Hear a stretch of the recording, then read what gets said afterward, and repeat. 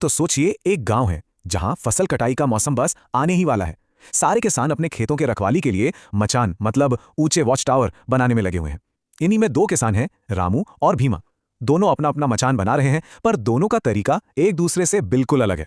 और कहानी की शुरुआत यहीं से होती है, भीमा के इस एक सवाल से। वो रामू के मचान को देखकर थोड़ा हैरान है। उसे ये डिजाइन कुछ जरूरत से ज्यादा ही पेचीदा लग रहा है। और बस इसी एक लाइन से हमें पता चल जाता है कि दोनों की सोच में कितना बड़ा फर्क है। तो चलिए जरा गौर से देखते हैं इन दो अलग अलग डिजाइनों को और इनके पीछे की सोच को समझने की कोशिश करते हैं। एक तरफ भीमा का आजमाया हुआ पारंपरिक तरीका है और दूसरी तरफ रामू जो कुछ नया करने की कोशिश कर रहा है।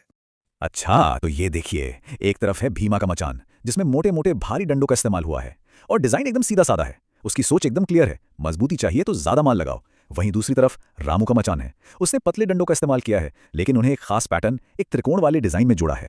अब देखिए, रामू ये सब हवा में नहीं कर रहा था। उसने असल में बड़े बड़े पुलों और ऊंचे ऊंचे टावरों के डिजाइन पर गौर किया है।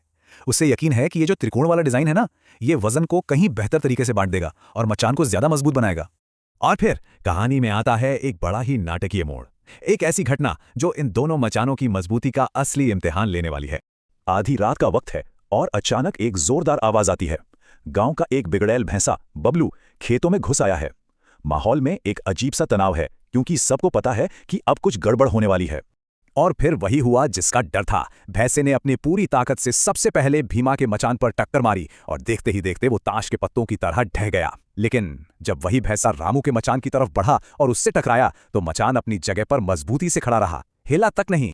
अब भीमा तो हैरान परेशान। वो जाकर देखता है तो उसके मचान के मोटे डंडे तो वैसे के वैसे ही हैं, टूटे भी नहीं। तो फिर पूरा ढांचा गिरा कैसे? और दोस्तों, असली रहस्य यहीं छिपा है।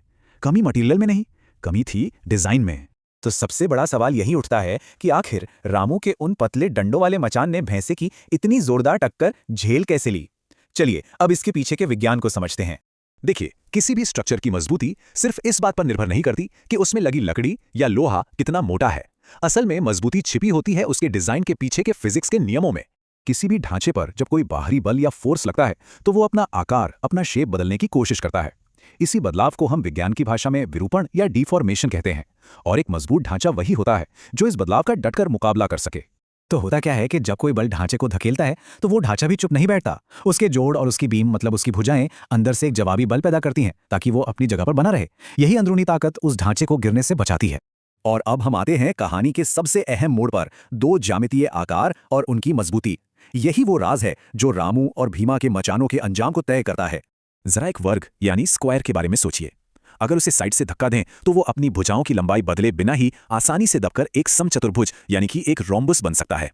इसका मतलब यह हुआ कि सारा का सारा दबाव, सारा स्ट्रेस उसके कमजोर कोनों मतलब उसके जोड़ों पर आ जाता है। जोड़ ही उसकी सबसे कमजोर कड़ी है।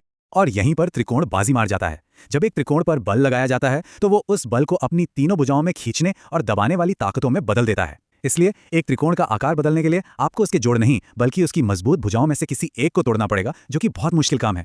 और यही था रामू के मचान की जबरदस्त मजबूती का राज। तो अब जब हम विज्ञान के इस मजबूत सिद्धांत को समझ चुके हैं, तो चलिए देखते हैं कि ये हमारी असल दुनिया में, हमारे आसपास और कहां-कहां इस्तेमाल होता है।